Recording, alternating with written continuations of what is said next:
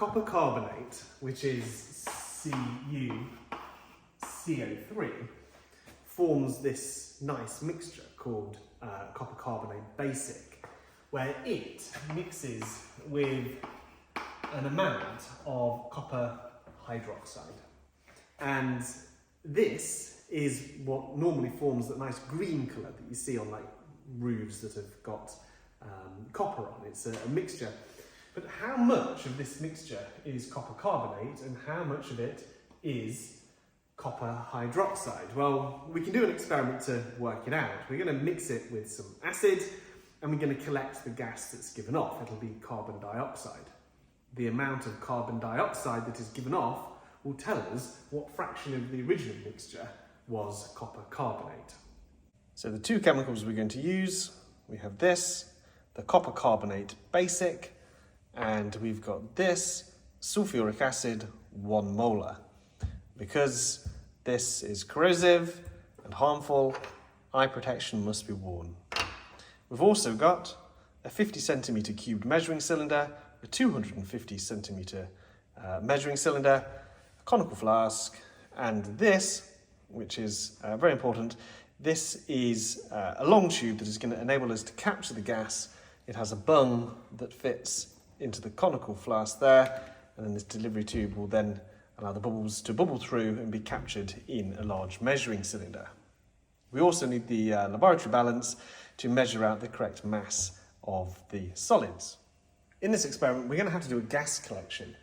And the way that we do that is we fill up a measuring cylinder full of water and we're going to invert it into this large tub of water. Now we want as little air as possible getting into this measuring cylinder, but inevitably some will get in. You just need to make sure you subtract the initial volume of air from your final result. One way that you can flip it upside down is to place something over the top, something that will stop the air getting in. So I'm going to use this ID badge. I'm going to put it over the top there, pinch it really hard, and then flip it upside down. What I should find is I've now managed to turn it without getting any bubbles in. And what I want to do, I'm going to clamp this in place because I haven't got anyone else to hold it for me, so I'm going to just lock it in place so that I don't have to hold it. Just make sure this doesn't fall over. And there's a small gap underneath because this is where the tube is going to go in once we've attached it to the rest of the apparatus. And so what I'm going to do, this is my reaction vessel. I'm going to make sure my reaction happens in here. The bung is going to be fed so that any gas produced gets into this just here. So I'm just going to send it up. There we go. And you can see a small bubble has gone up, but that won't be too much of a problem. The next stage is we need to measure out 1.5 grams of the basic copper carbonate. So I'm going to place this small dish on here. I'm going to just tear it back to 0. And we want to get this as accurate as possible. So 1.5.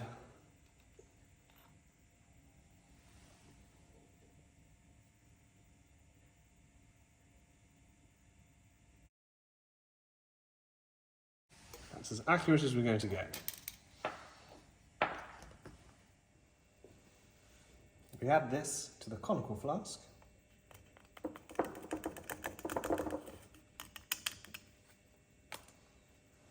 Now we must measure out the correct volume of the sulfuric acid. We're going to need 50 millilitres.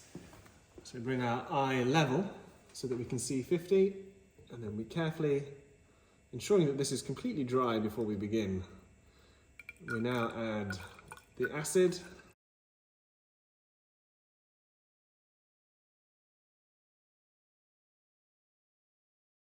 Ensuring that the bottom of the meniscus is level with the marker. That's exactly the right amount. So now the stage where you have to be quite quick.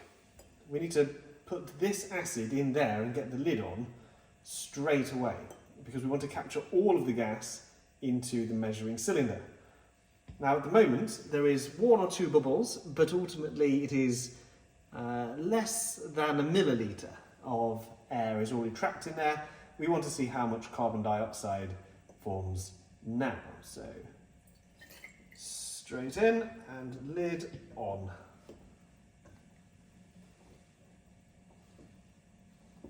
We can encourage the reaction by giving a little shake like that, and you can see it is now producing carbon dioxide gas.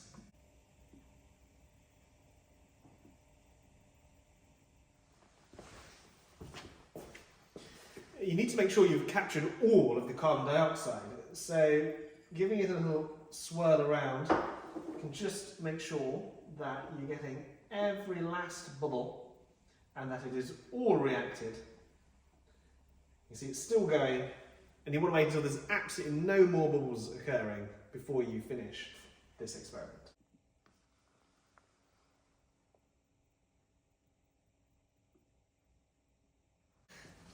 So now the reaction is completely finished, we can remove that, and we're going to take a little look, making sure that this is exactly vertical. What was the total amount of gas that we captured? So that would be 123 millilitres, 123. The copper carbonate with the copper hydroxide added to the hydrochloric acid will have a reaction and form this copper sulfate, CuSO4, which at the moment is dissolved in solution. And the solution itself is being produced by the water that was also made in this reaction. If I was to dehydrate it, I would get copper sulfate crystals, just like this.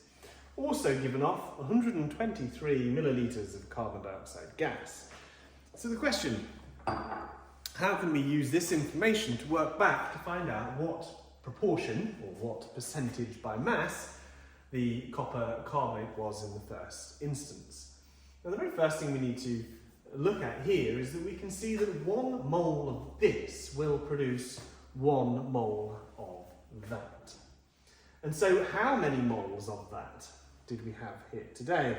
Well, the volume of any gas can be found by realising that 1 mole, so let's get the right colour, so 1 mole of gas occupies 24,000 centimetres cubed. And so therefore, 123 centimetres cubed is going to equal how many moles? A very easiest way of working this out, 123 divided by 24,000 equals 5.125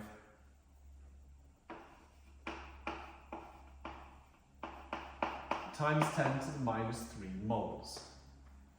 And so that's how many moles of CO2 have been produced. And so that is how many moles of this was present in the first instance. So what I want to know is how much mass that many moles of this substance would have. Now bear in mind, it's only this part of it that has produced the carbon dioxide. And so we need to figure out how much mass that many moles of copper carbonate would have. So remembering, of course, that the number of moles is equal to the mass of the sample divided by the molar mass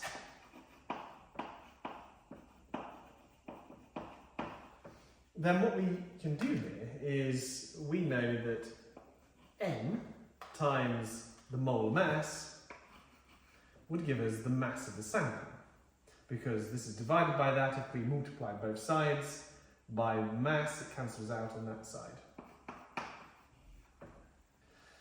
So we've got this many moles, 5.125 times 10 to the minus 3, multiplied by the molar mass of copper carbonate.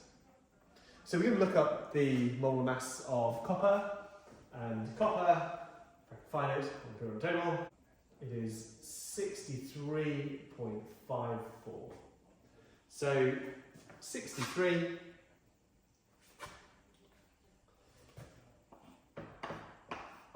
So first of all, we've got one copper, which is 63.5, plus one carbon, which is 12, plus 3 oxygens, which are all 16. This is going to equal the mass of the sample that reacted. So I'll put this into the calculator. 5.125 times 10 to the minus 3 times by 63.5 plus 12 plus 3 times 16